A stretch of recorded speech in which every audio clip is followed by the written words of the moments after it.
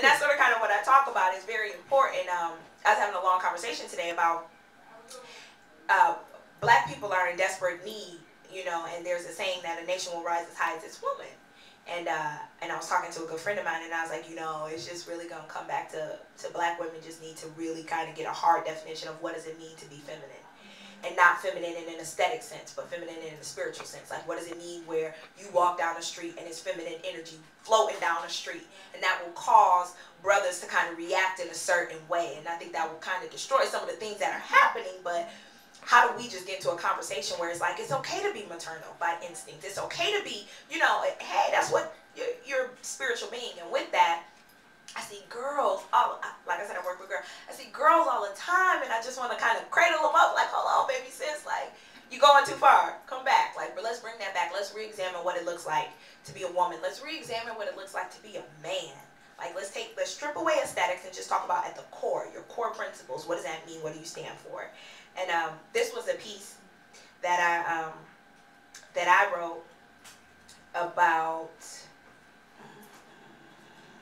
Okay, this was a piece that I wrote. I used to live in Northeast DC, and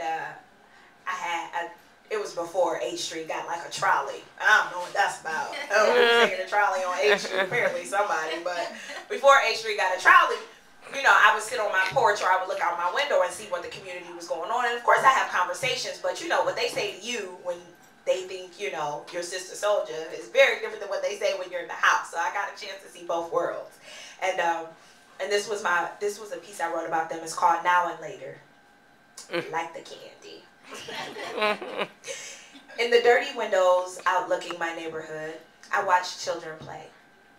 Unaware of what they don't know and have already lost, they look happy, content. The kids that grow into content teenagers lingering on broken porches housing broken homes, where daddies don't visit and mommies are just baby mamas, too fed up with not getting enough to get by to smile. Where the sun never shines bright enough and the air always seems thick enough to choke up on. The place where dreams don't escape, instead remain locked up in ghettos like our boys in prisons or our freedom. We got choices, but don't believe in that dream shit, because while you busy dreaming, someone else is going to work real hard to toss reality on your doorsteps like the unexpected babies of 14-year-olds. Life is as big as this fishbowl ghetto where I stay, where the chances are outnumbered by the hookers and drug dealers, where parks are not playgrounds but stomping grounds for little boys with big guns dying to prove their manhood to someone. No one is fed off of soul food on my block. All 13 churches on my block don't offer not one piece of soul food after service no more. Instead, everybody rushes through church's chicken to find their bodies, to fill their bodies and little girls up with hormones. So now, the sidewalk games of Little Sally Walker now sound more like shake that ass, bitch.